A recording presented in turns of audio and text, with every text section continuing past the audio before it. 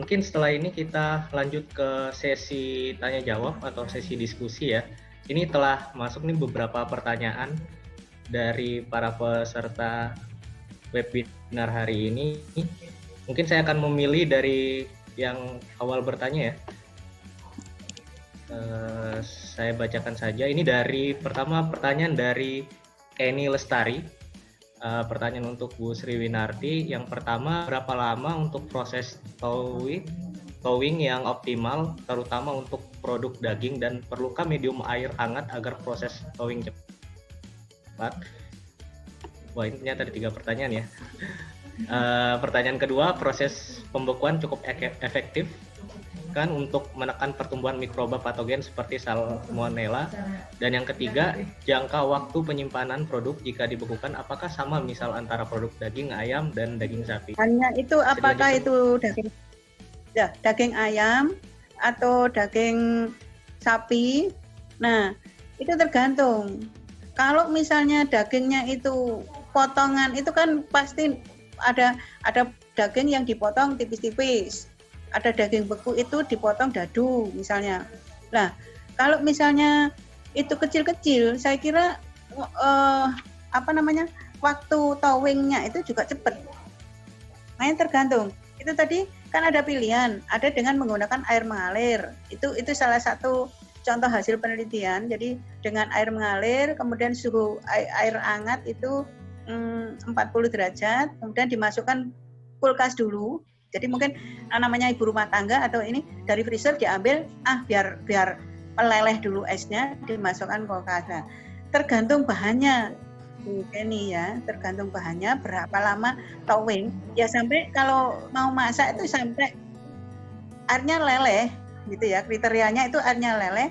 Ya, berapa lama tergantung metodenya yang digunakan tadi. Mau cepat, ya pakai air hangat. Itu mungkin pertanyaan pertama. Iya.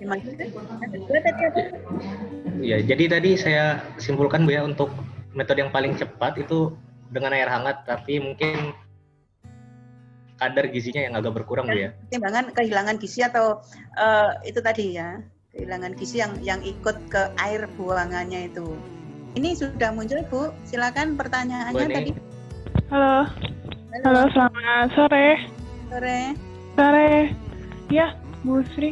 Jadi begini Bu, kadang kan kalau di hotel atau di tempat restoran itu kan daging itu kan kadang langsung disimpan ya Bu ya ketika habis dipotong. Terus disimpannya di suhu yang cukup dingin, minus 40 atau minus 70. Nah, itu apakah cukup untuk menekan pertumbuhan bakteri patogen seperti Salmonella atau Vibrio seperti itu Bu? Ya, kalau di bawah suhu beku, itu tadi kan air di dalam sel membeku. Tetapi yang perlu diperhatikan itu dari daging segarnya itu apakah dia kalau baru dipotong berarti kan dia segar. Itu cukup efektif memang untuk mencegah ini kontaminasi itu tadi, kontaminasi Salmonella, Staphylococcus, E. coli dan lain-lain. Tetapi kalau pada awalnya itu sudah terkontaminasi tinggi, ketika dibekukan tidak semua mikroba itu mati. Itu yang perlu diperhatikan. Hanya dia bisa ditekan pertumbuhannya, ya. Mungkin lama kelamaan mati semua atau enggak harus diuji juga setelah towing itu apakah dia total habis patogennya gitu. Mungkin lanjut ke pertanyaan berikutnya ya. Ini mohon maaf. Tadi ada yang ketiga tadi Pak, yang ketiga tadi ada kayaknya. Pertanyaan Bu Eni tadi ada sudah ya. Terkait dengan jangka waktu mungkin. Iya, jangka waktu penyimpanan produk dibekukan apakah sama misal antara produk daging ayam dan juga daging sapi?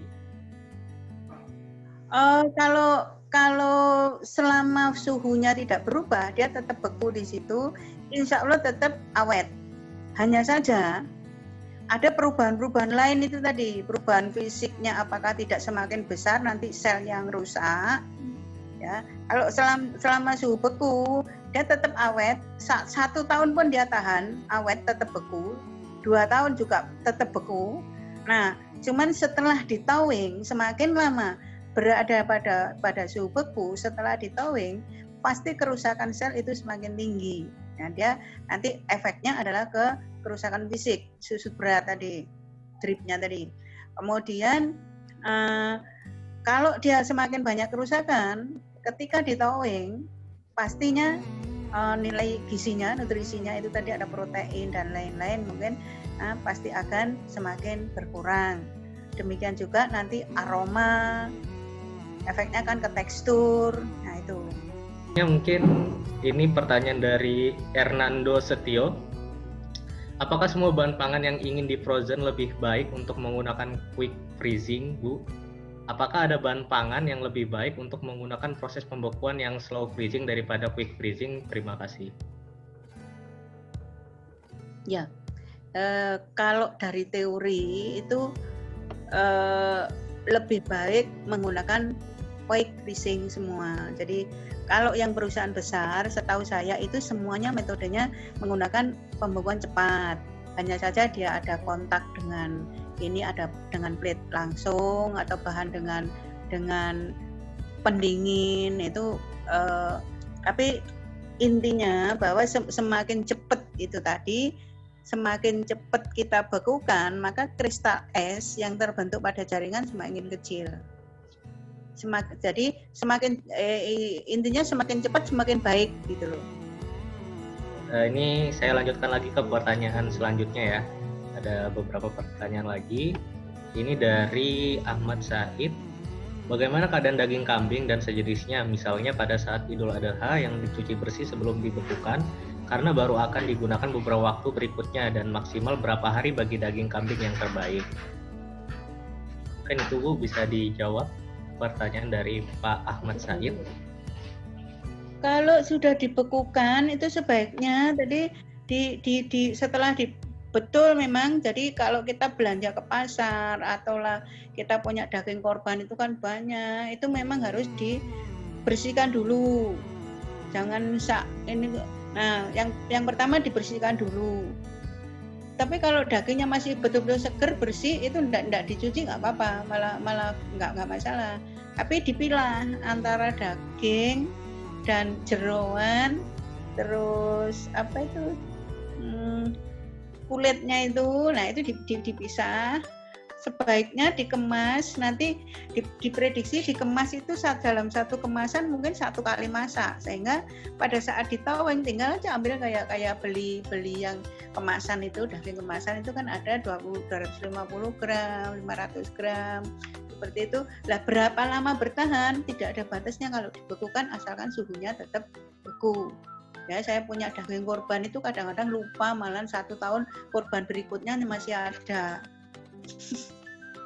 Nah, itu nggak ada batasannya selama dia dibekukan. Itu mungkin saran saya. Ya, begitu ya Pak Ahmad. Pak, ada satu hal Mas sebentar saya sampaikan, tetapi setelah misalnya ini daging sapi banyak gitu ya dibekukan, kemudian 1 minggu atau 3 hari, pokoknya proses pembekuan itu sudah beku, betul-betul beku, diambil. Nah, ini mau dibuat bakso, itu yang nggak bisa.